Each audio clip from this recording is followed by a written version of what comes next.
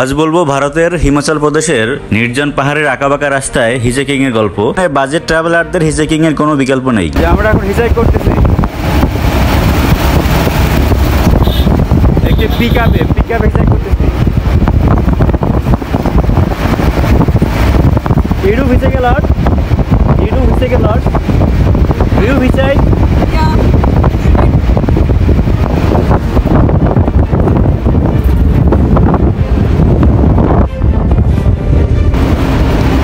আমরা দুজন সিমলা থেকে শেইন্স ভ্যালিতে যাওয়ার জন্য মানালির বাসে উঠে মানালি পৌঁছাবার আগে অট টানেলে নেমে যাই। সেখান থেকে আমাদের লোকাল বাসে করে শেইন্স ভ্যালিতে যাওয়ার কথা, কিন্তু আমাদের জানা ছিল না যে বাস কেবল দুবার চলে, সকালে একবার, বিকালে একবার। আমরা দুপুরের পর পৌঁছলেও ওই দিন আরও কপাল খারাপ হয় যে নির্বাচনী প্রচারণের জন্য সকল বাস আগে থেকেই ভাড়া হয়ে থাকে। তো আমরা ঘন্টার পর ঘন্টা ওয়েট করেও কিছু পাচ্ছিলাম না। তো বাধ্য হয়েই আমাদের হিচাইকিং খুঁজতে হচ্ছিল এবং কয়েক ঘন্টা পরে আমরা একটি পিকআপ পেয়ে যাই। পিকআপের এক ভাই আমাদেরকে হিচাইকিং করার সুযোগ করে দেন এবং পথে আমরা আরেকটি মেয়ের দেখা পাই, যে মেয়েও আমাদের সাথে আমাদের বন্ধুর রিসোর্টেই থাকার জন্য এসছিলেন। আমার হিচাইকিংয়ের অভিজ্ঞতা খুব একটা দীর্ঘ নয়, যার কারণে খোলা পিকআপে হিচাইক করতে বেশ ভালোই লাগছিল। খোলা বাতাস, আর তখন অলরেডি বিকেল হয়ে গেছিলো, কোনো রোদ ছিল না এবং পাহাড় ঘেরা রাস্তা। এই রাস্তাগুলো পাহাড় কেটে বানানো হয়েছে এবং চারদিকে শুধু পাহাড় এবং সুউচ্চ পাহাড়। খুব সুন্দর পরিবেশ, নির্মল পরিবেশ, গাছগাছালি, অদ্ভুত সুন্দর লাগতেছিল ওই পরিবেশটা। হিচাইক করতে গিয়ে দেখতে পাই হিমাচলের পাহাড়ি রাস্তা কতটা বিপজ্জনক। এই রাস্তার পাশে একটি নদী আছে। নদীতে বর্ষাকালের প্রচণ্ড স্রোত হয়, আর যে স্রোতে পাহাড়ের ঢলে এই রাস্তা ভেঙে চলে যায় এবং অলরেডি আমরা কয়েক জায়গায় রাস্তা খানাখন্দা খুঁজে পাইছি এবং এই রাস্তা বেশি দিন মেরামত করে রাখা যায় না। এই রাস্তায় বাইকই বেশ নিরাপদ, কারণ বাস সব থেকে বিপজ্জনক, কারণ বাসে যাত্রী অনেক থাকে আর রাস্তায় এতটা বাঁক থাকে যে জোরে টানতে পারে না। আবার মাঝে মধ্যে খানাখন্দ থাকে, বৃষ্টিতে বা স্রোতে রাস্তা ভেঙে যায়। তো মাঝে মধ্যে বাসে উঠলে মনে হয় যেন এই বোধহয় উল্টে খাদে পড়ে যাবে। তো এই ধরনের রাস্তা একটু রিস্কি। সাধারণত যাদের সাহস নাই তারা এইসব জায়গাতে ঘুরতে যাবেন না, গেলেও প্রাইভেট কারে করে ঘুরবেন। আপনারা দেখতে পাচ্ছেন রাস্তার এক পাশ পাইলিং দিয়ে বাধাই করে রাখা, আর এক পাশ পাহাড় কেটে বানানো সুউচ্চ পাহাড়। তো যে পাশটা বাধাই করে রাখা এই পাশটাই টিকে না, এই পাশটাই ঝড়ে, জলোচ্ছ্বাসে বা দেখা যায় বর্ষায় ভেঙে যায়। আর পাশে এই জায়গাটাই নদী, পাশে যে খাদ দেখাচ্ছে এটাই নদী। নদীতে স্রোত ওরকম নেই, বর্ষার সময়ে প্রচণ্ড পাহাড়ি ঢল নামে, তখন অনেকটা স্রোত হয়। বাজেট ট্রাভেলার তাদের জন্য ভারতে ঘুরতে গেলে হিচাইকিংয়ের কোনো বিকল্প নেই। তবে ভালো কথা হলো ভারতীয়রা হিচাইকিংয়ে সাহায্য করে, বিশেষ ব্যতিক্রম ছাড়া। যেমন আমরা একবার হিচাইক করতেছিলাম, তখন একটা লোক তার পিকআপে জায়গা দিল, কিন্তু নামার সময় টাকা চাচ্ছিল, কিন্তু শুরুতে সে বলে নেয়নি। তো তার সাথে অনেক আর্গুমেন্ট হয়, দেখা যায় অনেক বাকবিতণ্ডা হয়। পরবর্তীতে আমরা তাকে হিচাইকিংয়ের বিষয়টা বুঝেই পরে চলে আসি, যে এটাই বোঝায় যে এটা তো ফ্রি অফ কস্ট, এক ধরনের ride share. Deadly road, very much deadly road. Uttarakhand এবং হিমাচলে ঘোরার পরে মনে হয়েছে হিচাইকিং করা ছাড়া আমাদের মতো বাজেট ট্রাভেলারদের উপায় নেই।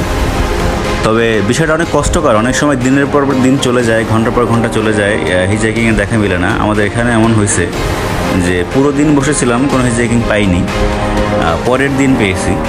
তো ধৈর্য থাকতে হবে। এছাড়া বাইক একটা ভালো একটা উপায়। যারা ভালো বাইক চালাতে পারেন তারা এই পাহাড়ি রাস্তায় বাইক নিতে পারেন ভাড়া করে, 1-2 দিন, 3 দিন, 1 সপ্তাহ, 15 দিনের জন্য। আর বাইকটা মোটামুটি চিপ, এটা আপনার সহজলভ্য। একটি বাইক ভাড়া করে দুজন অনায়াসেই ঘুরতে পারবেন। যে মেয়েটির সাথে পথিমধ্যে আমাদের দেখা হয়, সেই মেয়েটি একজন ওয়েডিং প্ল্যানার এবং নিজের ওয়েডিং প্ল্যান করে ওয়েডিংয়ের আগের মুহূর্তে সে ঘুরতে বের হয় সলো।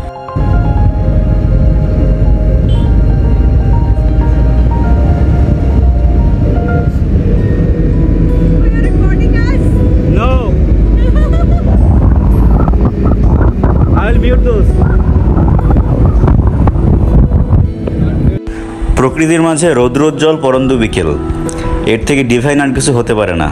পাহাড়ি আঁকাবাঁকা নির্জন রাস্তায় আপনি হেঁটে যাচ্ছেন, ঘুরতে যাচ্ছেন, সময় কাটাচ্ছেন। আশপাশে কোনো কোলাহল নেই, কোনো দূষণ নেই, কোনো শব্দ দূষণ নেই, আছে কেবল বিশুদ্ধ পরিবেশ। শেইনস ভ্যালিটা একটি ট্যুরিস্টিক অফবিট লোকেশন।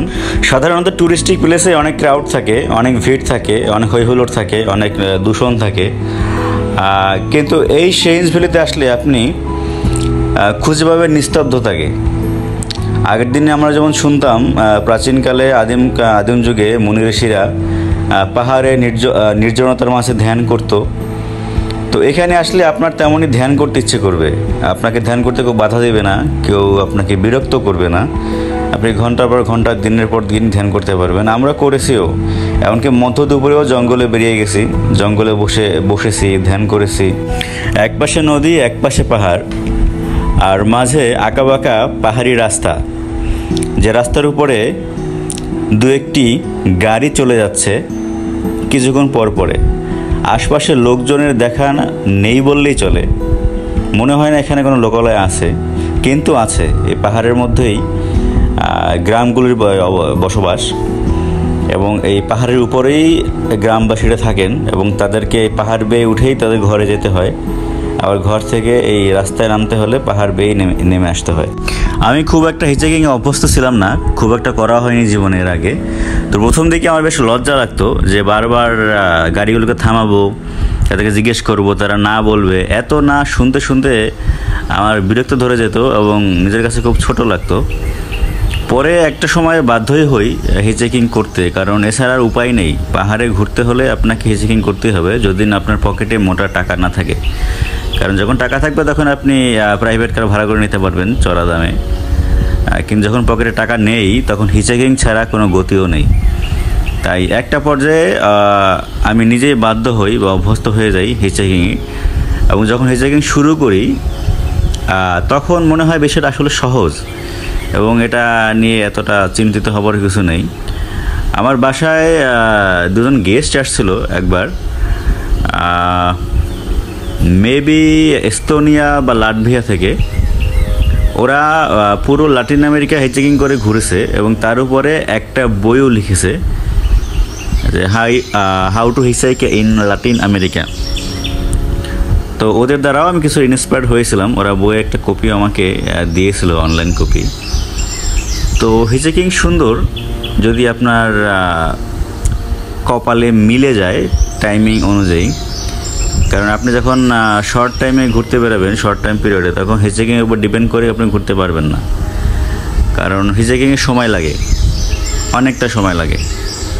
তবে এরপরে আমি অনেক হিচকিং করেছি, এমনকি পুলিশের গাড়িতে হিচকিং করেছি বেশ কয়েকবার, পুলিশ অফিসারদের গাড়িতে, তারপর ডিরেক্টলি পুলিশ ভ্যানে। তো দারুণ অভিজ্ঞতা হয়েছে। এমনও হয়েছে যে পুলিশ ভ্যানে আমার হিচকিং করতেছি, সে পুলিশ ভ্যানকেই অন্যটা গাড়ি মেরে দিছে, তারপর পুলিশ বের হয়ে তাদেরকে মারধর করতেছে। এরকম অনেক কিছুই দেখেছি। আমাদের সকলের জীবনেই এমন কিছু অভিজ্ঞতা থাকা দরকার, যে অভিজ্ঞতাগুলো যখন ভবিষ্যতে আমরা মনে করব, তখন আমাদের মধ্যে এক ধরনের সুখকর অনুভূতি হবে। আর এত সুন্দর উন্মুক্ত পরিবেশে প্রকৃতির মাঝে হারিয়ে যাওয়া আসলেই আমাকে বারবার রোমাঞ্চিত করে। যতবার মনে করি, যতবার ভিডিওগুলো দেখি, ততবার। হিচকিং করতে করতে পাহাড়ের দুপাশের জীবন খুঁজতে গিয়ে যেটা বুঝলাম, পাহাড়ের জীবনে লাক্সারি নেই, কিন্তু আছে স্নিগ্ধতা। পাহাড়ে ঘনবসতি কম, তাই দূরে দূরে বিভিন্ন গোষ্ঠীগুলো একতাবদ্ধ হয়ে বসবাস করে। তারই মাঝে তারা চাষবাস করে, তাদের মার্কেট, তাদের বাড়িঘর, তাদের মন্দির, তাদের কৃষিজমি সব কিছু অবস্থিত। আমরা শেইনস ভ্যালিতে চলে আসছি। এতক্ষণ রাস্তার দুপাশে খুব একটা বাড়িঘর দেখা না গেলেও এই অঞ্চলে কিন্তু বেশ বাড়িঘর দেখা যাচ্ছে, এবং এখানে লোকের বসবাস। এবং শুধু এই রাস্তার ধারেই নয়, বড় বড় উপরের যে পাহাড় দেখা যাচ্ছে, সে পাহাড়েও মানুষ বসবাস করে।